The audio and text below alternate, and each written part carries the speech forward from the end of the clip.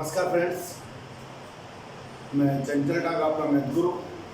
आपको last topic में जो पढ़ा रहा था, क्लास 10th का मामला चल रहा है हमारे कक्षा 10th की। हम हमारे गणित विषय की एक्सरसाइज 8 की चर्चाएं कर रहे थे। जो एक्सरसाइज हमारे ऊंचाई एवं दूरी। आपको पता होगा कल हमने इसमें उन्नयन कोण पढ़ा था, अवनमन कोण पढ़ा था लास्ट वीडियो में, और शायद 2 क्वेश्चन हमने इनके करके देखा था किस प्रकार यहाँ पे उन्नयन कोण अवनमन कोण काम आते हैं या फिर किस प्रकार इसके क्वेश्चन आते हैं और उन्हें सोल्व कैसे किया जाता है। फ्रेंड मन रखना, तो इसे सोल्व कैसे किया जाता है ध्यान दीजिएगा। बड़ा सिंपल सा मेथड होता था और मैंने कल आपको बताया भी था कि सबसे इंपॉर्टेंट चीज हमारे अगर यहाँ पे कोई चीज है तो लाल बटे कब का है यानी साइन क्या होता है, कोस आधार बटे कर्ण होता है, टेन क्या होता है, कोट क्या होता है, सेक क्या होता है, देन कोसेक क्या होता है, ये हमें मालूम होना चाहिए। इसके बाद ट्रिग्नोमेट्रिकल टेबल जो हमने पढ़ी थी, त्रिकोणमितीय सारणी, जिसमें त्रिकोणमितीय अनुपातों के किसी कोण पर मान को हम देखते हैं, वो सारणी हमने बनाना सीखा है और आपको अच्छी तरह आता भी होगा, उम्मीद यही करता हूं आपसे। तो ध्यान दीजिएगा, अगर हमें ये 2 चीजें मालूम है, पहला तो लाल बटे कब का, बहुत फेमस अपना, और अगर आप लास्ट वीडियो पढ़ोगे तो शायद इससे तो बहुत ज़्यादा ईजी है, अपन ने बहुत ज़्यादा इसके ऊपर काम किया हुआ है और टेबल पे भी अपन ने काफ़ी सारा काम किया हुआ है। इन दोनों चीज़ों के आने के बाद हम इजी में सॉल्व कर सकते हैं। और यहाँ पे मैंने कल आपको जो बताया था वो उन्नयन कोण और अवनमन कोण के बारे में भी बताया था अपने लास्ट वीडियो में। उन्नयन कोण और अवनमन कोण के बारे में मैंने आपको बताया था। अगर इसे हम क्षैतिज रेखा कहते हैं, इसके समांतर जो रेखा होती है वो भी आपकी क्षैतिज रेखा होती है और ये आपकी दृष्टि रेखा होती है। काफी सारे अपन ने इस पे कल चर्चा की अपने लास्ट वीडियो में।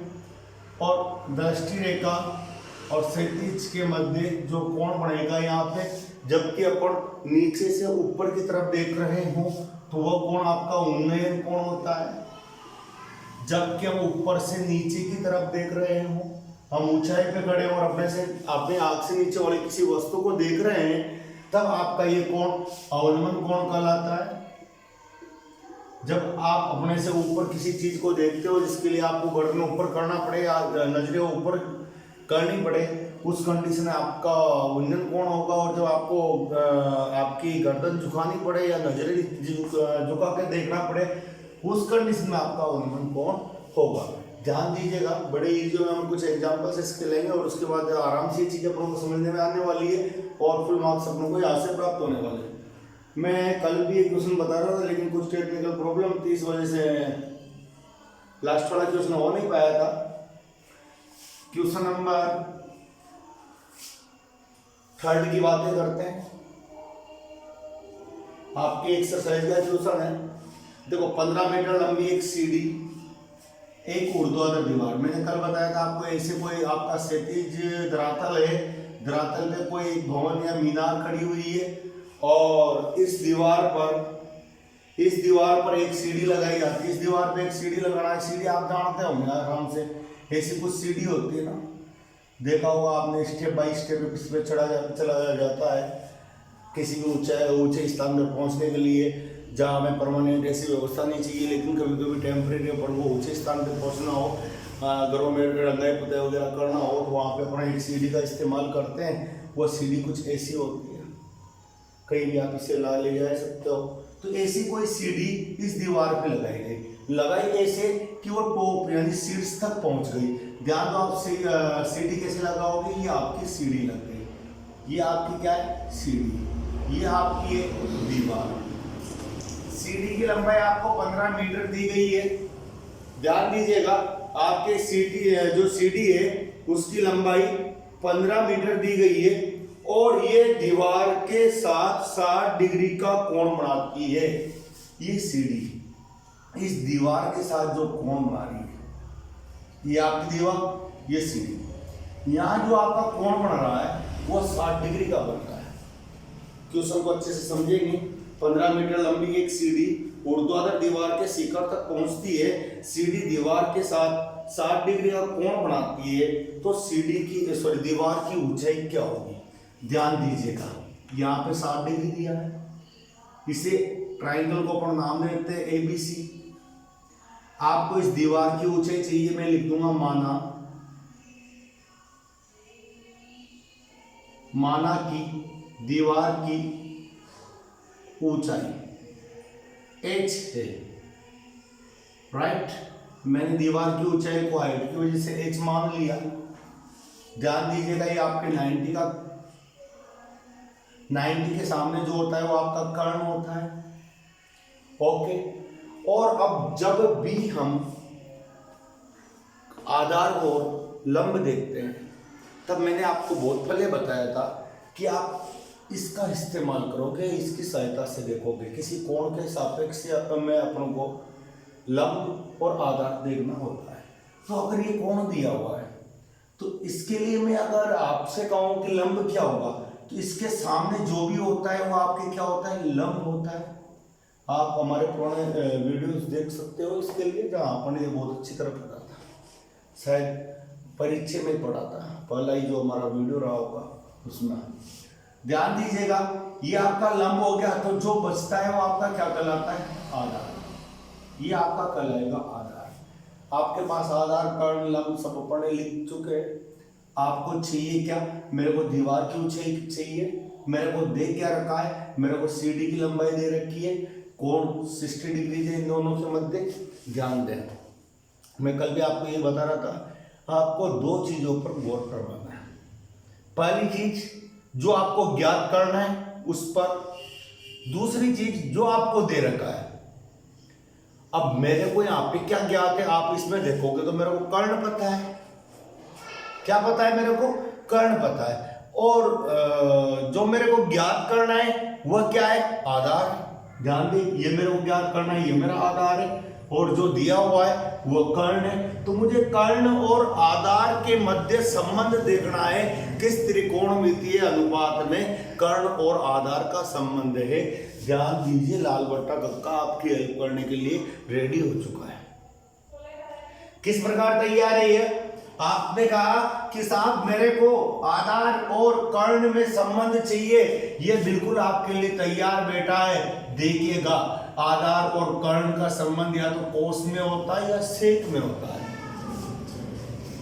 या तो कोस में कोस थीटा बराबर आधार बटे कर्ण होता है, या सेक थीटा बराबर कर्ण बटे आधार होता है। मर्जी आपकी, आप कौन से संबंध को लेना चाहते हो। दोनों से क्वेश्चन आपका सोल्व हो जाएगा। आप कोस बराबर लोगे तब भी सोल्व होगा, और सेक बराबर लोगे तब भी सोल्व होगा।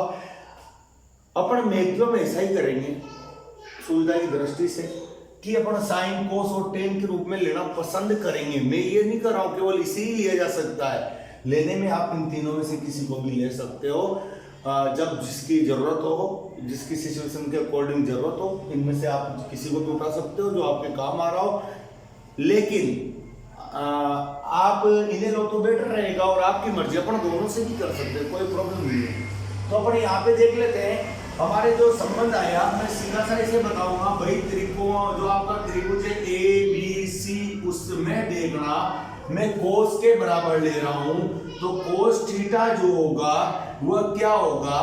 आधार बटे कर्ण होगा। इस त्रिभुज ABC में कोस थीटा का मान आधार बटे कर्ण के बराबर होगा। तो देखना आपके यहाँ पर कोण थीटा का मान कितना है, कि सर 60 डिग्री है। आधार मेरे पास h के बराबर है, कर्ण का मान मेरे पास 15 है। इसमें किसी को किसी प्रकार की अगर कोई प्रॉब्लम हो तो आप कमेंट कर देना, कोई दिक्कत नहीं होनी चाहिए। वैसे cos 60 की वैल्यू अगर आपके टेबल से आप निकालोगे, देखो अगर चाहो तो मैं आपके लिए फास्टली एक छोटी सी टेबल बना देता हूं, ताकि आपको भी याद आ जाएगा और अपना भी काम थोड़ा इजी हो जाएगा। अपने टेबल कैसे बनाई थी आपको याद दिलाने के लिए थोड़ा फास्ट चलूंगा। इधर तो आप ले लेना आपके ट्रिग्नोमेट्रिकल रेशियो यानी त्रिकोणमितीय अनुपात, इधर ले लेना आप थीटा। टेबल सीखने के लिए तो आपको कहाँ जाना होगा, आपको पता है ना, हमारे पुराने वीडियो पे जाना होगा। त्रिकोणमितीय सारणी से संबंधित हमारा एक वीडियो अपलोड है, आप वहां जाके टेबल बनाना सीख सकते हो। मैं आपके यहाँ पे केवल अभी की हेल्प के लिए थोड़ा टेबल का निर्माण कर रहा हूँ, थोड़ा फास्टली।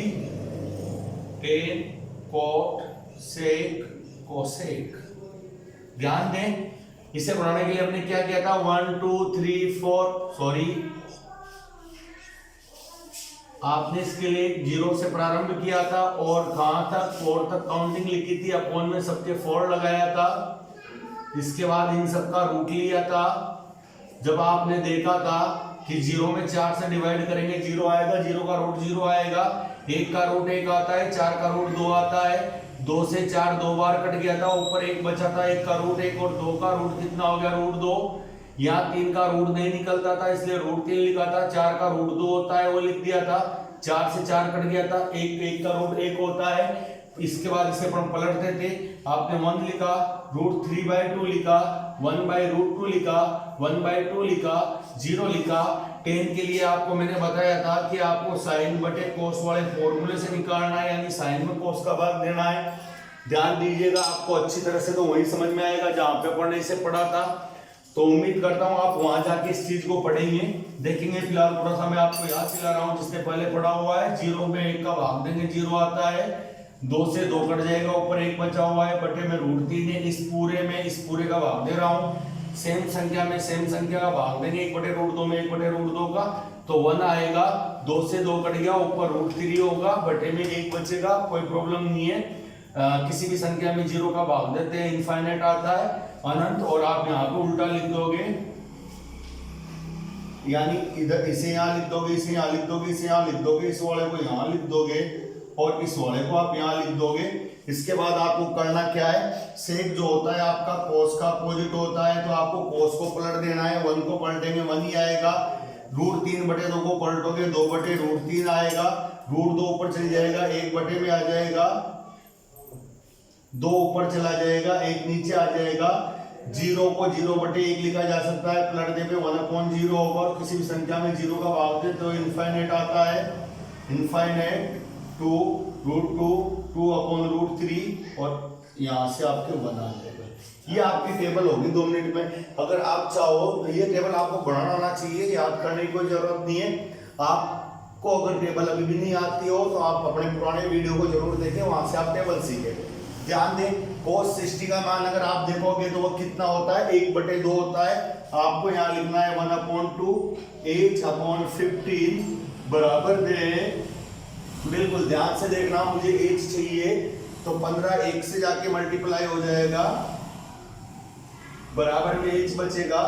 2 को आप 2 का भाग दोगे आप 15 में तो 7.5 आपके पास आ जाएगा। अतः हम कह सकते हैं कि दीवार की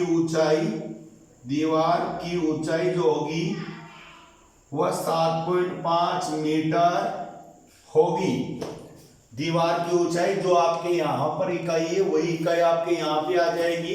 ध्यान दीजिएगा, अतः आपके दीवार की ऊंचाई कितनी आ गई, 7.5 मीटर आ चुकी है। आपको ये चीज समझ में आ रही होगी। मैं अगले वाले क्वेश्चन की तरफ बढ़ना चाहता हूं थोड़ा सा।